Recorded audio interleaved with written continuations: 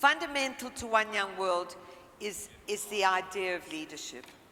And you will all know that in this time in South Africa, their beloved Madiba, Nelson Mandela, is very old and ailing. But his leadership is such, his global leadership, not only his leadership in this country, his global leadership is such that you could wish to hold on to the man, hold on to his memory, but most particularly to hold on to the legacy and to live by that legacy. So what we particularly wanted to do in this difficult time, we wanted to try to bring the man to you, but particularly wanted to bring him to you properly in an authentic way. What we didn't want to do was have a whole lot of people who quoting Nelson Mandela and saying, gee, you know, look at me, I associate myself with Nelson Mandela. We should do as Nelson Mandela did and not pretend that we are him, because that's ridiculous. So we wanted you to experience the man truly, truly, authentically, and to know him from people who genuinely have been his friends in his long life. So those of you who are not from this country will know that his tribal name is Madiba, and you will always hear the South Africans who call him Madiba. He's also known as Tata, which means father, and also Gulu, which means great one. So those of you who don't know of him will now learn much. Those of you who already know him, I promise you this is going to really touch your heart. So delighted to welcome three people who have known him in his life, but particularly last night, I think probably the biggest cheer on the night was for Ahmed Kathrada, the comrade who served with Mr Mandela in the African National Congress before they were arrested and convicted. He went to prison for 26 years, 18 of which were on Robben Island, along with Mr Mandela. In 1994, he was a parliamentary councillor with Mr Mandela in the first free parliament of South Africa. So would you please welcome the great Ahmed Kathrada.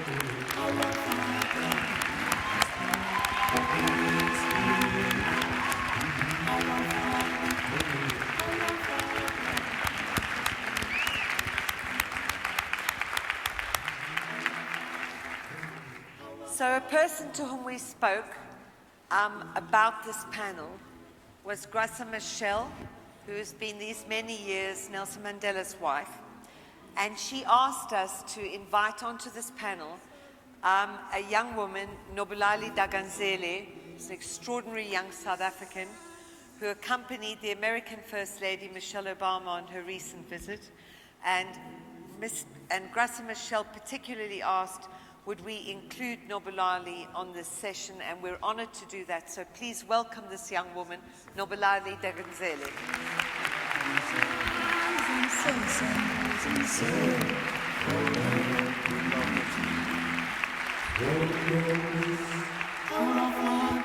And then finally, you heard from him this morning, South Africa's greatest ever rugby captain, but also a very good friend of Nelson Mandela's. I heard him talk about Nelson Mandela in New York a couple of years ago, and I thought we have to get him to come to One Young World.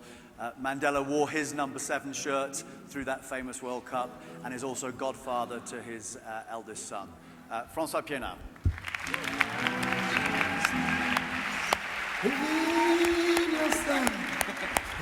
Yeah, wherever. Or maybe here.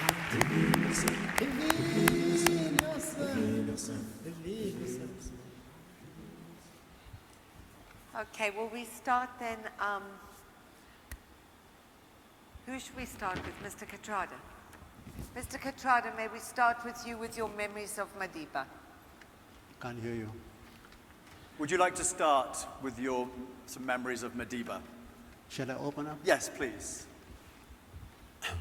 Do I start? I met Madiba 67 years ago when I was at school and he was at university. There was nothing political about it, but in those years there were hardly any university students who were not white,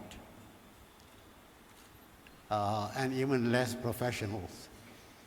So here when I met this man, a university student, and I was at school, he related to me, asked me questions about myself, about my colleagues, what are you going to do?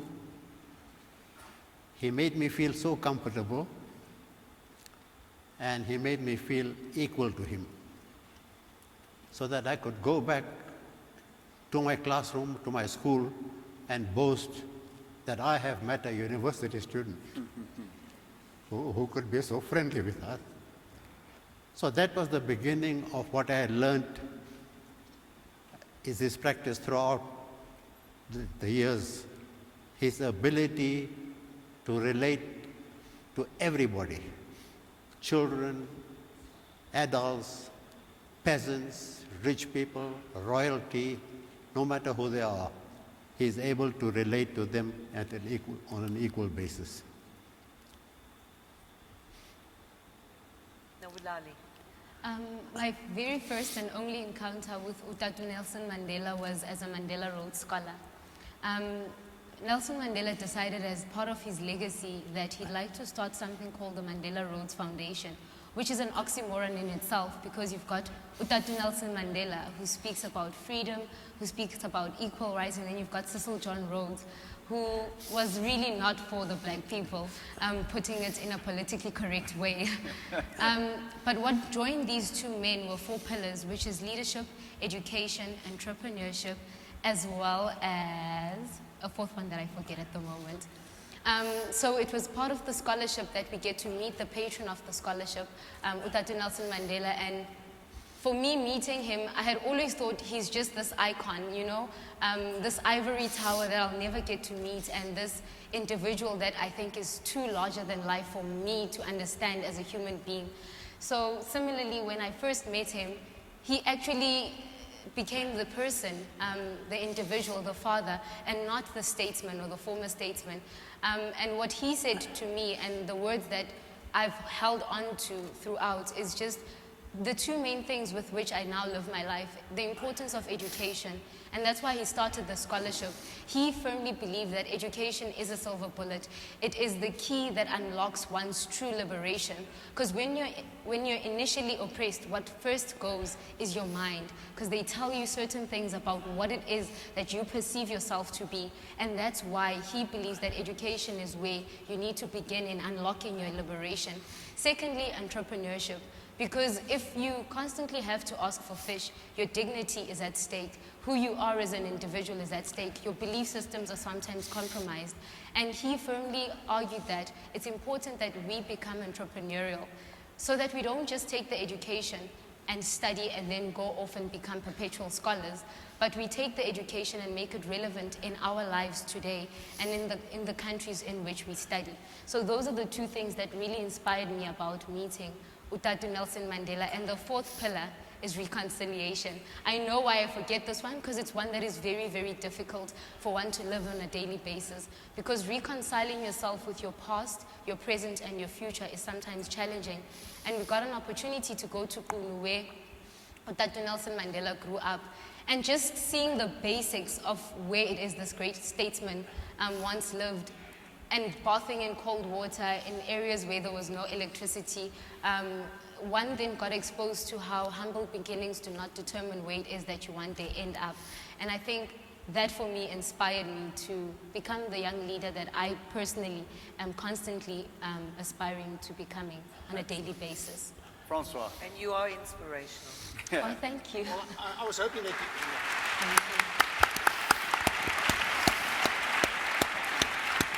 I'm the emotional one, remember me from early on? I was hoping you would forget the fourth one because I would have said it's style because you dress better than Michelle Obama.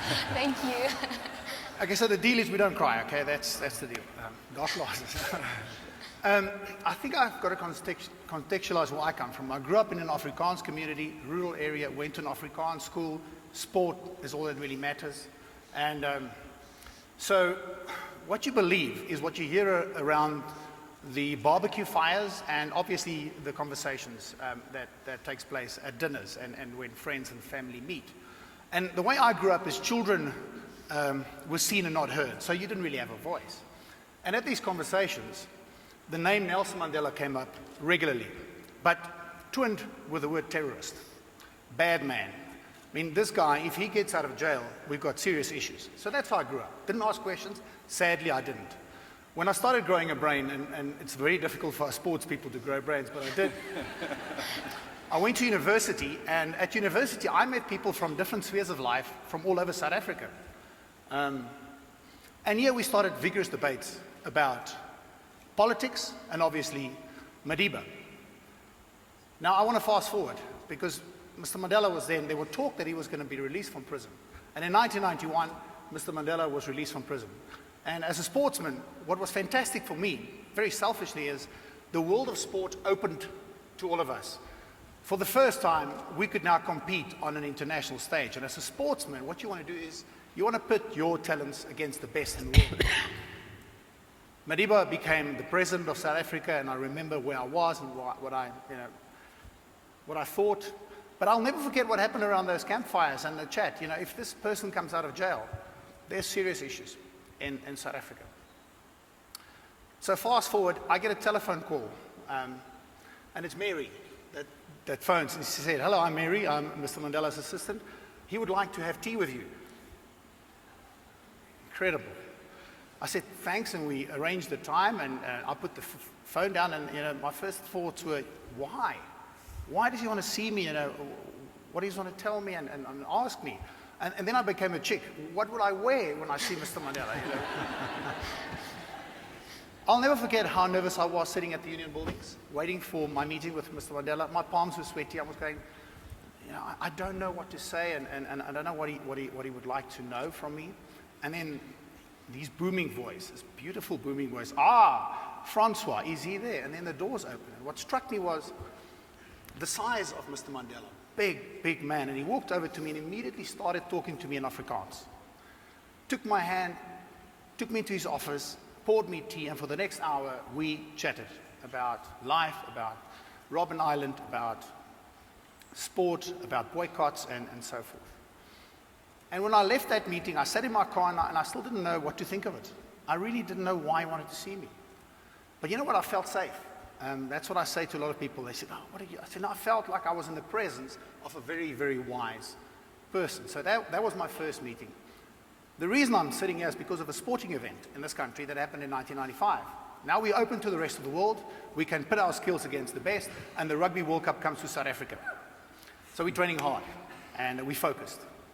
Our motto for our team was one team, one country, and I don't have enough time to go into that. We were going to play Australia in the opening match. Now, it's the biggest thing that will ever happen in my life is having an opportunity to go to the Rugby World Cup and that opportunity to maybe win it. So we were preparing the team before the first game against Australia in Cape Town. And we heard that Mr. Madiba was going to come in and see the team. As we finished our practice session, the helicopter flew in and landed. And I walked over to Mr. Madiba. I've had one or two conversations since our meeting with him. And the team were lined up waiting to meet him. And as I walked towards the first player, I think it was Kobus Wisse. Big guy, much bigger than me, big chest, played in the forwards. And I was going to say to Mr. Mandela, he said, Kobus, how are you? And then he went to Henny, and he went to Andre. And I've got to rewind now, He knew the names of each and every one of those players without having met them, ever.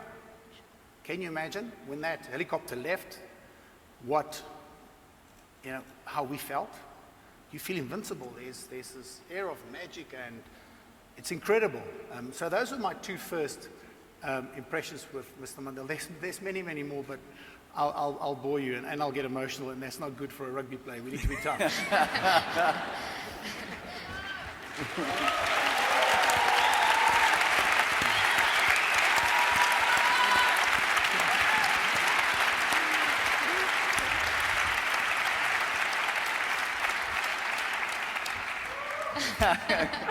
We've lost it.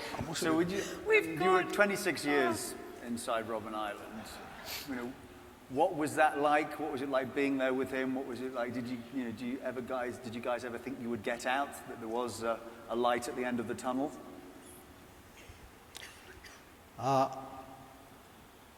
We're not talking about the trial. We'll talk about Robben Island itself. You can talk about whatever you would like to talk about. Well, I should say a little bit about the court case. Mr.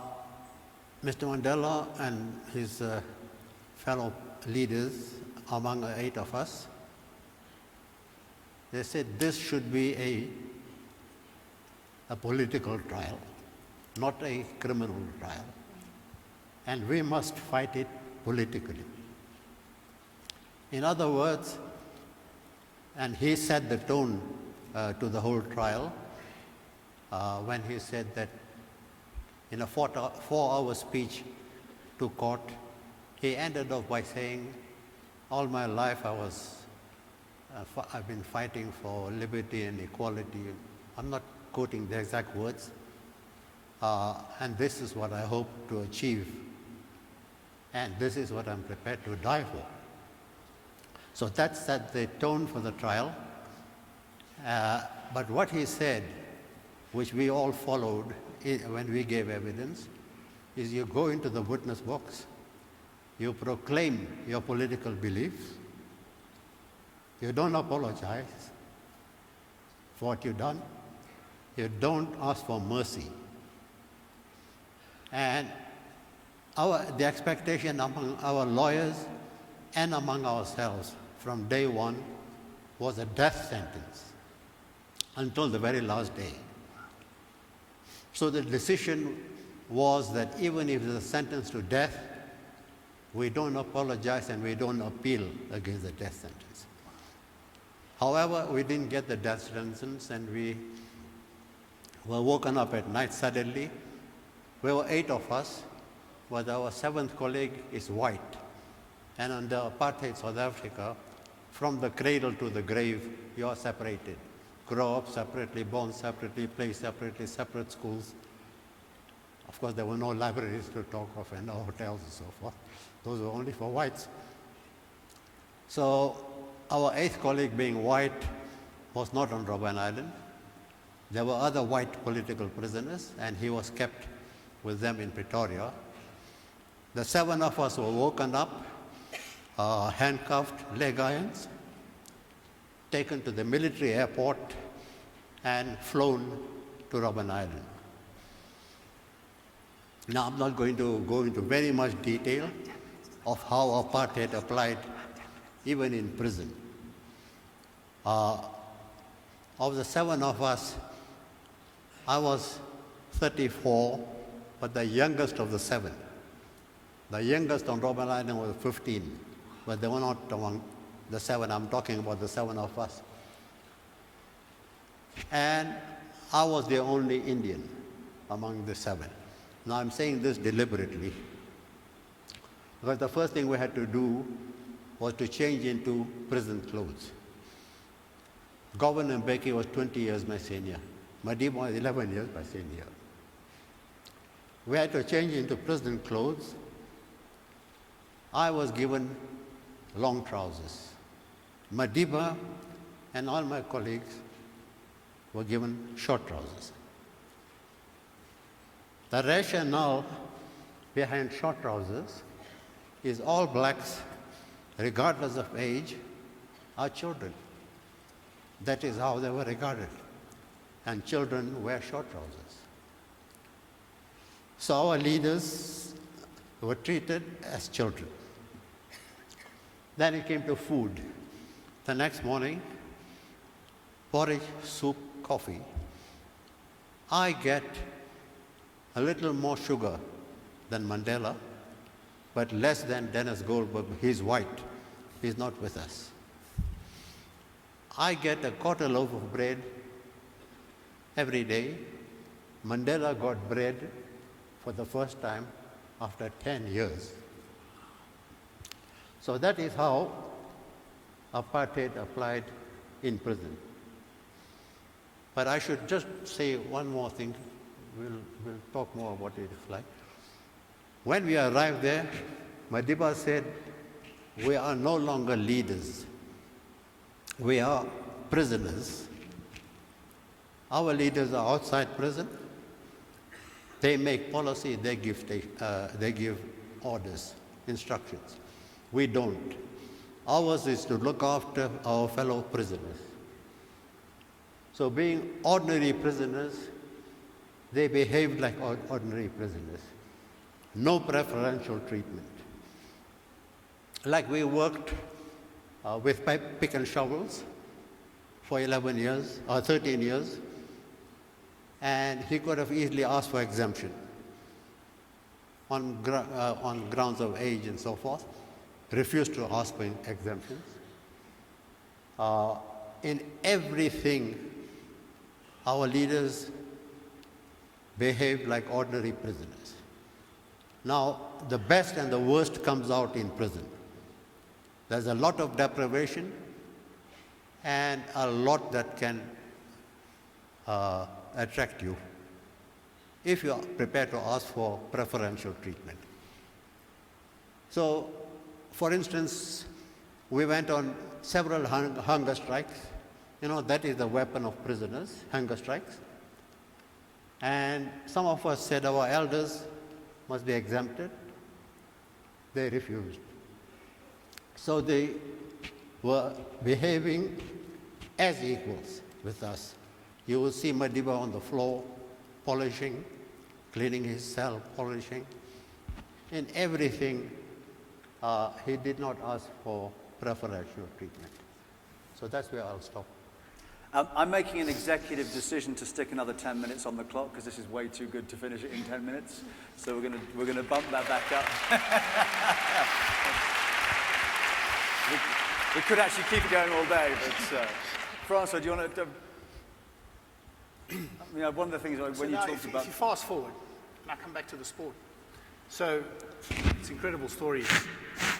We play Australia in the opening game, and with the Madiba magic, I mean, Cape Town was incredible. We won the first game against the odds. I mean, these guys, Australians were the favourites. The next day, we take the whole team to Robben Island.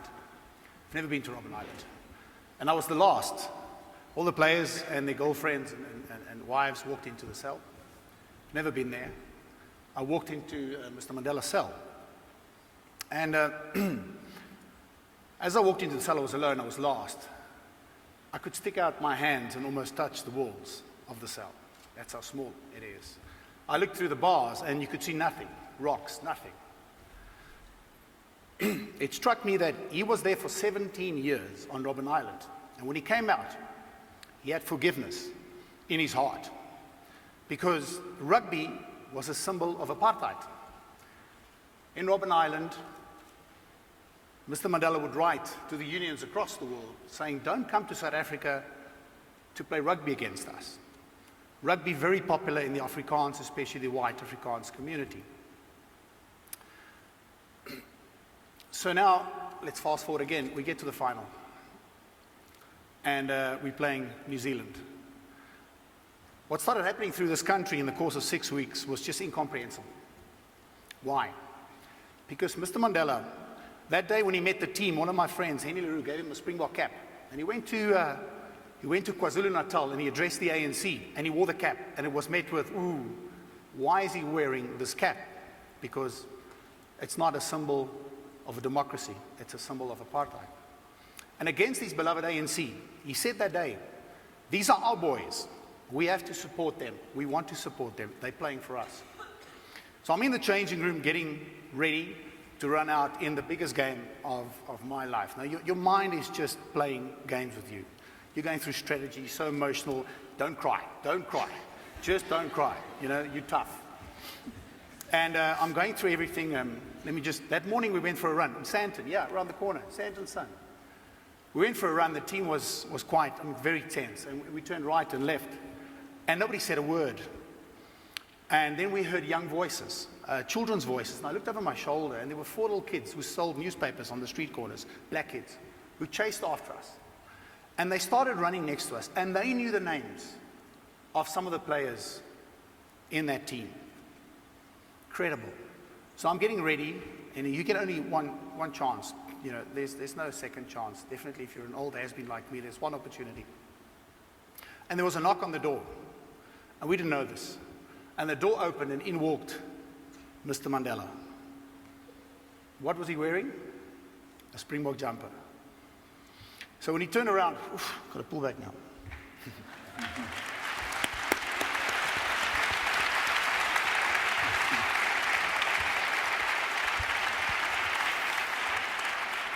We can edit these things, we can make them time. So now when he turns around, there's my number 6 on his back. That was me, you know. I couldn't sing the anthem that day. I ran out and I was the first to learn the anthem. I couldn't speak Afrikaans properly when I was at school. We got 5 languages, you know, but it was very important to sing the anthem. I couldn't sing. I bit my lip so hard that the blood trickled down my throat because I didn't want to cry, and, you know, I was so passionate. And the irony, only later hit me. So after full time, we level with the All Blacks, an amazing game. And the stadium is filled with mainly white South Africans, predominantly Afrikaners. We didn't hear this because we were in the changing room, but when Mr. Mandela walked out onto the stadium, this whole stadium started going, Nelson, Nelson, Nelson. And at full time, I was just bereft of any thoughts, you know, going into extra time. And the stadium started singing Shosholoza. It's quite incredible. Shosholoza. I'll never forget what Mr. Mandela said to me when he handed me the trophy. I'm incredibly humble. So now, let's go to Hollywood. So Hollywood try and make a movie of this, and they say Matt Damon is going to play me, and I'm like, yay, Matt, me. He's got hair, he's good looking, His heart. you know, he's bright, so great. So now we're off to Hollywood to see this movie about this event. And all these Hollywood directors all amble up and they say, geez, I really hope you like the movie. I mean, Uber directors and stuff, and I'm like, you know, I'm from Witbank, what do I know about this? Can you imagine? So I said to my wife, I really hope I like this movie. My boys are there, Jean and Stefan. Two stories. So Jean was born in London, post the Rugby World Cup in 1998, and at 6 o'clock in the morning, the phone rings, and it's Madiba, not an aide, him, speaking to my wife first. She says, hello, Madiba, and I'm going, no, that must be a hoax caller. I mean, how? It was him. He phoned to congratulate us with the birth of our son, Jean, and he said he wanted to be his godfather. And he gave him a Xhosa name, Mkokele, which means leader. Incredible. So where there was nothing to gain by being friends with me, 3 years after the World Cup, Madiba phoned to congratulate us on Jean. So now I'm in this theater, my son Jean and Stefan is there, and they dressed up, you know, and we're going to watch this thing, this movie. And that scene on Robben Island was the only thing, we had no input in the movie whatsoever, and that scene on Robben Island comes on, where he stands and he touches the walls, and that was me. I cried like you cannot believe. So my boys are looking at me, my wife's looking at me, she says, pull yourself together. Everybody's looking at me. My one friend from Australia, he's also in touch with his feminine side, he's crying, and I'm thinking, I'm going to leave here now. I'm going to leave here, and that would have been disastrous, because you know, the guys that said, I hope you really like the movie, would have gone, he doesn't like this movie. But why did I cry? It's because of this man's humility, and because he had forgiveness in his heart, and because of his vision. Now, we're going to talk about lessons later on about Madiba. There's a lot of things that I would like to share, but when he became first black president of a democratic South Africa, he said, the time for the healing of wounds has come. The time to build is upon us. Never, never, and never again shall it be that in this beautiful land, one will oppress another, and we will remain the skunk of the world. Now, often I hear great speeches. Often you hear politicians especially deliver incredible speeches. But do they follow through? And you can look at Nelson Mandela's legacy. He followed through on what he said he would do.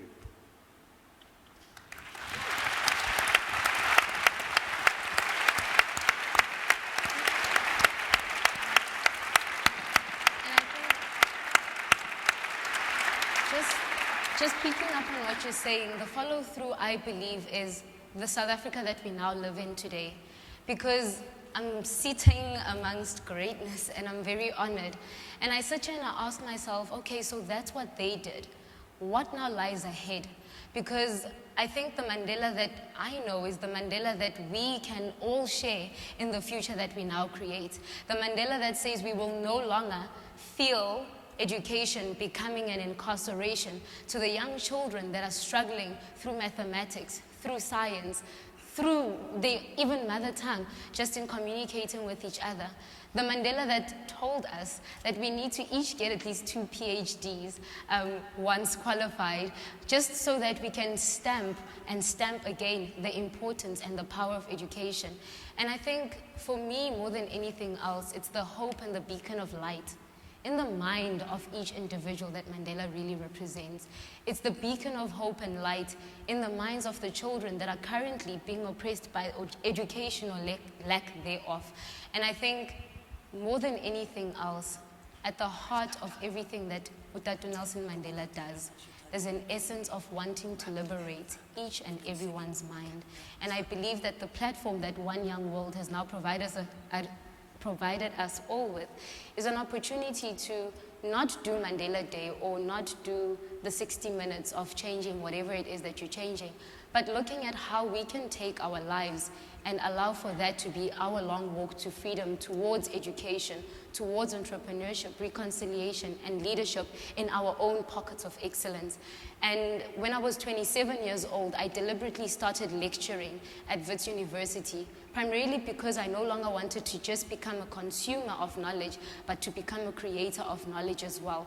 And I firmly believe if it wasn't for the scholarship that one received, people like Sean Johnson believing in what it is that the mind of the scholars can do, I wouldn't have been able to do that. So I think it's something that's important that yes, he's this great man, and he's a very charming gentleman, and he speaks about boxing days and really has a way with just engaging with the heart of people. But what I really, really appreciate, and the one thing that I hold on to, being a young South African, is the mind and the ability in which he can just converse with you and show the capability that your mind has to do great things and to truly change the world. So we have about 9 minutes left. It'd be great for you maybe to share a couple of thoughts on lessons that we can learn from him. Well, I think the most important legacy of Madiba is reconciliation. Francois here is the symbol of reconciliation. Now, from reconciliation flows your emotions. No bitterness, no hatred, no feelings of revenge. Because unlike other colonial countries where the oppressors were coming from foreign countries, our country's oppressors were South African. We have to live with them. They've got no other country. So Madiba and people like Francois represented this reconciliation. It was not easy after all the years of oppression, but somebody had to give the lead, and Madiba symbolized this lead. Forgiveness, because you can't, everything, when we came out of prison, everything was in white hands. Industry, agriculture, civil service, everything. We didn't have black engineers, architects, nothing. So practically also, the only way out was to work with our fellow past oppressors. Forgive them and let us work together to build one united nation. So the first thing he did after he became president, he's called to tea the wives and widows of former presidents, apartheid presidents, to have tea with him. Mrs. Verwoerd, because Verwoerd was the symbol of apartheid, and Mrs. Verwoerd couldn't come because of she was not well. So Madiba got into his helicopter and visited her. Now these seem to be small gestures, but they were major gestures on the way to nation building for a united South Africa. And that is what Madiba's legacy will be forever and ever. Forgiveness, reconciliation, nation building under one flag, under one national anthem.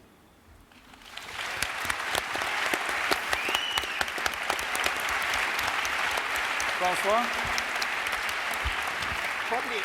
Probably three things stand out for me now. When people ask me about leadership, the first thing I say, does he or she have a vision? You have to have a vision. And he had a clear vision. And it was documented when he became the first president of South Africa. And that vision was to be unusual, to take the next step. And he followed through on that. That's the second thing, he followed through. Once you have a vision, you've got to follow through. And you've got to follow through because of the passion that you have. You've got to be pure on it, and he was. But that comes with hard work. It's not easy. And the third thing is humility. His humility just stood out. Well, there's a fourth, and obviously sense of humor. I mean, a wicked sense of humor. Wicked. So that humility struck me over and over again when I met Madiba here in London, when I had the opportunity to have tea with him. And his deep, deep, deep, deep compassion for people and the future of South Africa, Africa, and obviously on a global scale.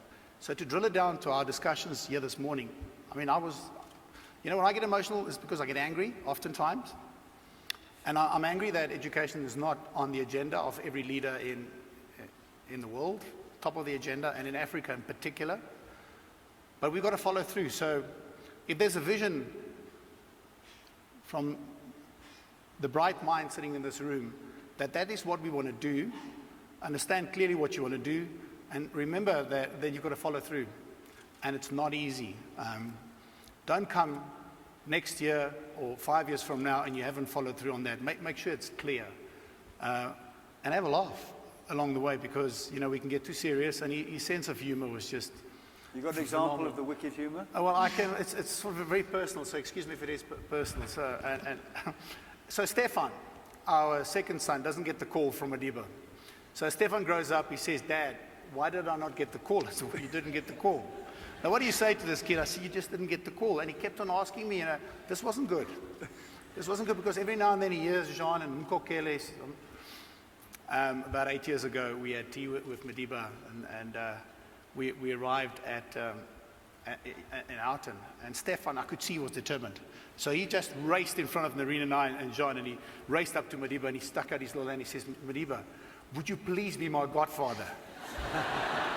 And Mr. Mandela immediately clicked, and he started laughing, and he gave him this big hug. And humor and wit. He said, "I will call you Gocha." And Gocha in Xhosa means the brave one, because he realized how brave it was of this little kid to come forward. And Stefan now, happy kid, you cannot believe the stories he's telling.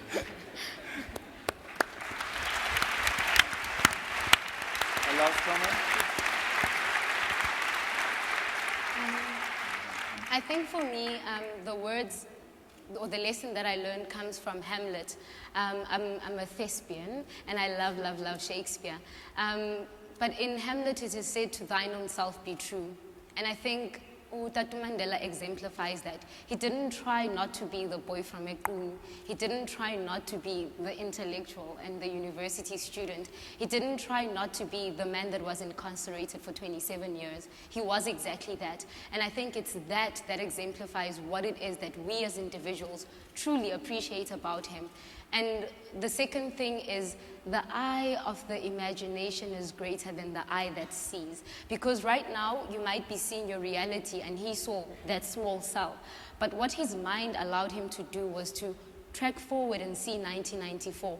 Granted, his imagination might not have actually imagined the greatness of how that moment would have actually panned out, but he didn't give up. And I think sometimes there's moments where you stop and you think, you know what, actually, what's the point of all of this? And you do want to give up, and I'm sure he experienced that as well. But he allowed Julius Caesar to be his way of escaping by reading Shakespeare in prison and also just chatting and not losing his sense of humor. So I think that's the lesson that I greatly learned from him. Just the eye of the imagination and what it can achieve by allowing you not to see your current circumstance, but the possibility of what your future could hold. And the final word. You have a final word for us. Well, you know, it's difficult to say a final word. Madiba's legacy can only be upheld and perpetuated by the youth. The majority of our population in South Africa are youth.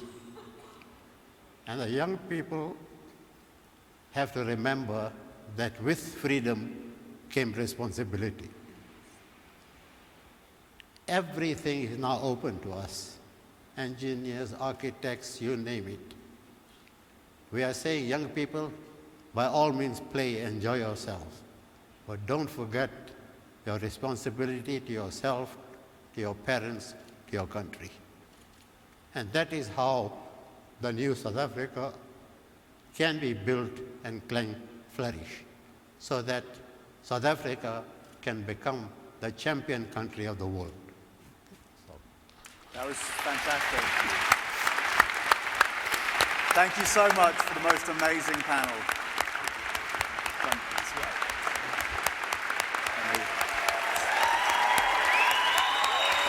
Let me have you down. Are you fine? That was amazing. I completely understand why they wanted you on the panel.